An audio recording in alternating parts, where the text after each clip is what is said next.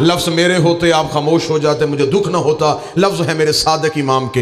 एक बंदे ने मेरे मौला की बारगाह में आकर पूछा, मौला अल्लाह के नज़दीक बेहतरीन इबादत कौन सी है? इमाम ने फरमाया नमाज। उसने कहा मौला कुछ और? फरमाया रोज़ा। मौला कोई और चीज़? फरमाया ज़कात। मौला कुछ और? फरमाया हज। उसने कहा मौला कुछ और भी है? इमाम ने मुस्कुरा के फरमाया हम 14 की विलायत। उसने कहा मौला इन सब में से ज़रूरी कौन सी है? फरमाया हमारी विलायत। मौला लाजम कौन सी है? फरमाया हमारी विलायत। मौला खुदा का कुर्ब किससे हासिल होता है? फरमाया हमारी विलायत से। अल्लाह की नेमतें कैसे नाज़िल होती है? फरमाया हमारी विलायत से। मौला रिज़्क़ पाक कैसे होता है? फरमाया हमारी विलायत से। मौला औलाद हलाली कैसे होती है? फरमाया हमारी विलायत से। उसने दोनों हाथ जोड़ के कहा फर्जंदे बतूल, मैंने सवाल इसलिए ज्यादा किए थे, शायद आपका जवाब बदल, तो मेरी तरफ, शायद आपका जवाब बदल जाए। आप कोई जवाब नमाज दे देते, कहीं बात रोजे की कर देते, कहीं तज़किरा हज का कर देते, हर जवाब तेरी विलायत में क्यों आया? इमाम ने मुस्कुरा कर, तुझे शर्म नहीं आती? तो इन इबादतों का मुकाबला हमारी विलायत से करता है? क्या तू नहीं जानता नमाज बीमार पे कज़ा हो जाती है, रोजा मुसाफिर पे कसर हो जाता है, ज़कात गरीब देता नहीं है,